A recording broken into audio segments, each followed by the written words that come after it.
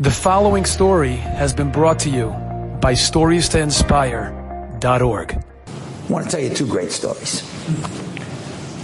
Over the past 2 years, one of the people that passed away, one of the greatest women that passed away in Klal Yisrael, her name was Rebbetzin Sheila Feinstein. She was the wife of Rabbi Feinstein. Unfortunately, she lost her life in a car accident. Now, I knew her because I would see her at various conventions, Tol Masorah, Aguda, whatever.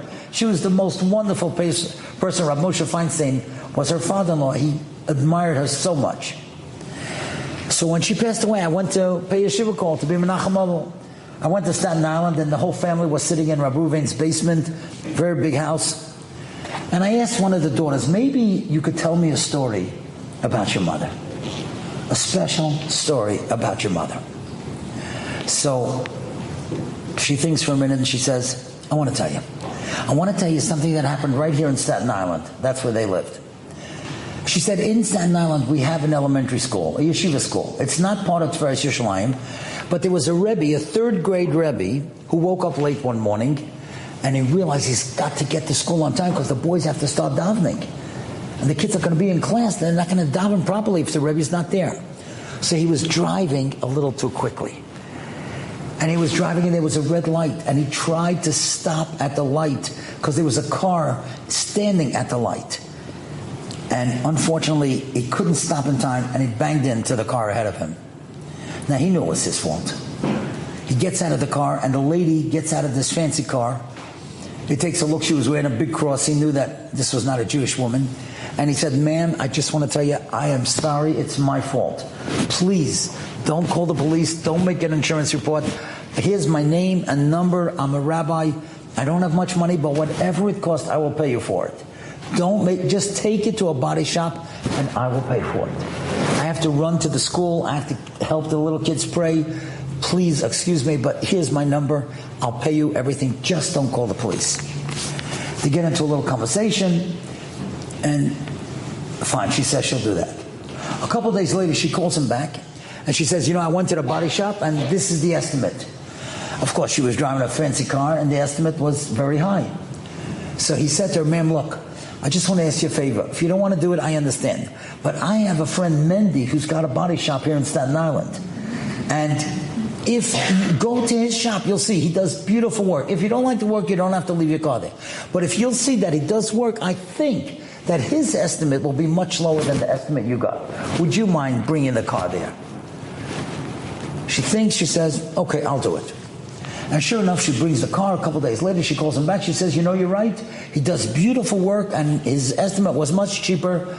If you tell me to give him the car and that you'll pay for it, I'll do it. He says, yeah. Fine. A couple of days later, Mendy calls this Rebbe, and he says, on Thursday, I'm going to give back the car, and I like to get paid, full when I give the car. You're going to be able to pay me? He says, yeah, I think so. I hope so. Now, you're not going to believe this. He calls the lady and he says, look, ma'am, I told you, I'm going to pay, and I will. But, you see, I'm a rabbi and I don't have much money. So would you be willing to pay the bill when you get the car? And I will pay you over the next year. Every first of the month, I'll send you a check.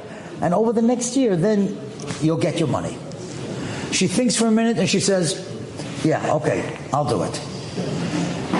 And every first of the month he sends a check, and by the 12th month he calls her up and he says, look, today the final check is due, but I want to give it to you personally. Do you mind? Tell me where you live. I want to talk to you. And I want to give you the check personally. She says, okay, fine. He comes to the house. He gives her the check. He says, ma'am, I got to ask you something. Before this accident, I didn't know you. You didn't know me.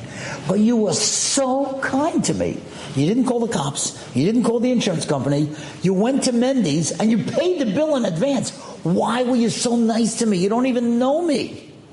Listen to what she said. She said, I work in the public school system. Sheila Feinstein is my principal. As soon as I knew you were from her tribe, I knew I could trust you. Imagine that. Because she probably never even said anything to Sheila Feinstein.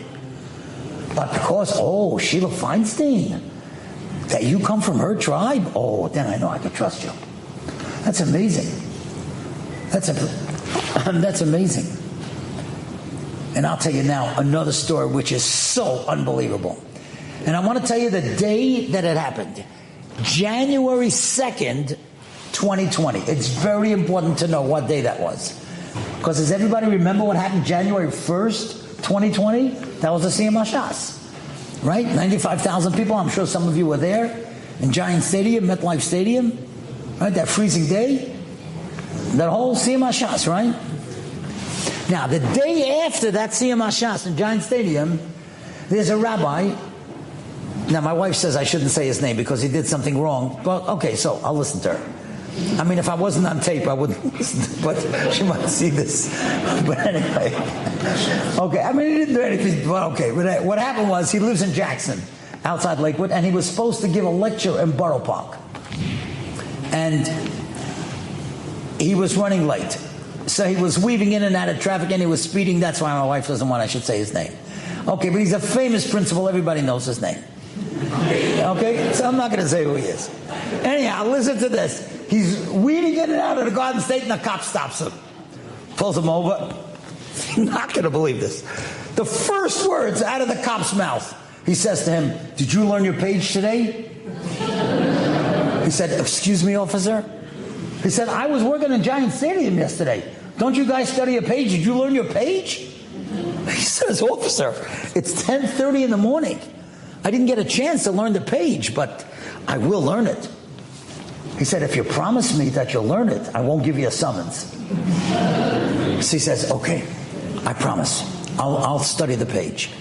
And then the officer tells him like this. He said, "I want to tell you what happened at the stadium yesterday.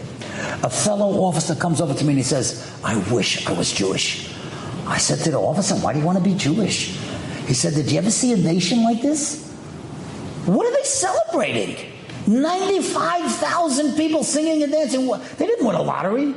They studied a page and they understood it. 95,000 people singing and dancing, and not one of them is drunk.'" Imagine that. And then he said the most amazing thing.